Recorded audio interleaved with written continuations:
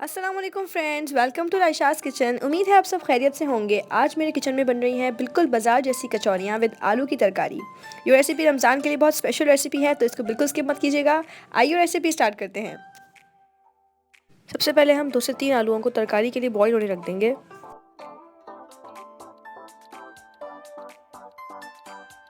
अब हम कचौरियों के लिए डो तैयार करेंगे, जिसके लिए हमने 2 कप मैदा ऐड किया है। उसमें 2 टेबलस्पून घी ऐड कर देंगे। मेक श्योर कि हमें इसमें ऑयल ऐड नहीं करना है, घी का ही इस्तेमाल करना है। और लास्टली इसमें नमक ऐड कर देंगे। अब मैदे को नमक और घी के साथ अच्छे से मिक्स करना है ताकि ये आपस में बाइंड हो जाए।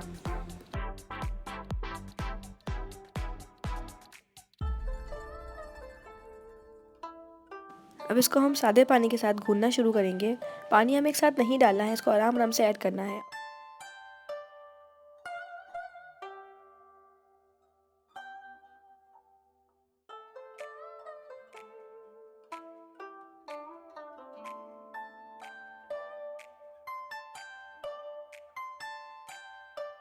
और तकरीबन 5 मिनट तक हमें इसे टाइट हाथों से गूंदना है। यहाँ हमारा आटा भी अच्छे से गूंद चुका है। इसे हमें थोड़ा हार्ड ही रखना है। ज़्यादा पानी ऐड करेंगे तो ये पतला हो जाएगा और कचौरियाँ बिल्कुल भी अच्छी नहीं बनेंगी। अब यहाँ हमें इसे 10 से 15 मिनट के लिए कवर करके रख देना है।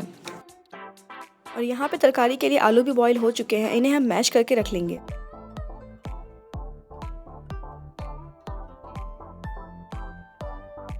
अब यहाँ हम तरकारी बनाना स्टार्ट करते हैं, जिसके लिए हमने 2 कप पानी ऐड किया है। अब इसमें 1 tablespoon red chilli powder, 1 teaspoon हल्दी पाउडर, 1 टीस्पून साबुत ज़ीरा। अब इसमें 1 टीस्पून कलौंजी ऐड कर देंगे, 1 टीस्पून कुटा हुआ धनिया और लास्टली इसमें हस्बे जायका नमक ऐड कर देंगे।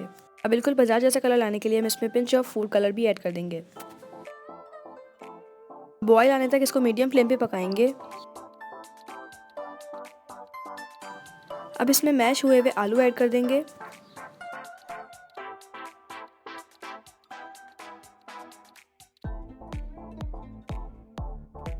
अब इसमें बिल्कुल बाजार जैसे फ्लेवर के लिए 2 टेबलस्पून इमली का पल्प ऐड कर देंगे। मेरे पास यहाँ पे फ्रोजन था, आप फ्रेश भी ऐड कर सकते हैं।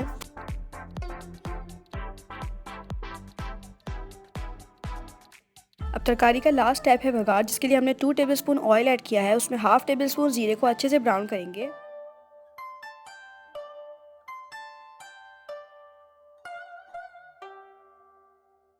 और ये बघार हम तरकारी में शामिल कर देंगे।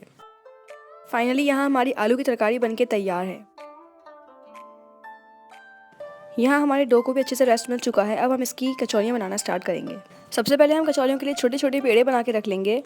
अब हम इनको बेलना स्टार्ट करेंगे, जिसके लिए हमें कोई खुश्की ऐड नहीं करनी है, इसको एज इट इज़ ही बेलना है।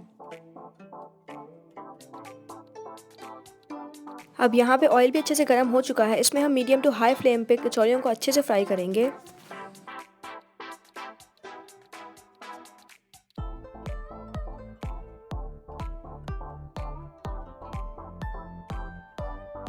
और जैसे कि आप देख रहे हैं, माशाल्लाह कचौरियाँ बिल्कुल परफेक्टली फूल रही हैं।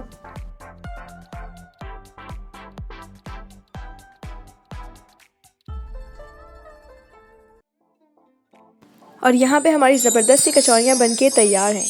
उम्मीद है आपको रेसिपी आसान लगी होगी। इस रेसिपी को अपने रमज़ान मेन्यू के लिए सेव करके रख लें। मेरी तरफ से आप सबको रमज़ान मुबारक। इंशाल्लाह फिर मिलेंगे एक न्यू रेसिपी के साथ। तब तक के लिए अल्लाह हाफ़िज़।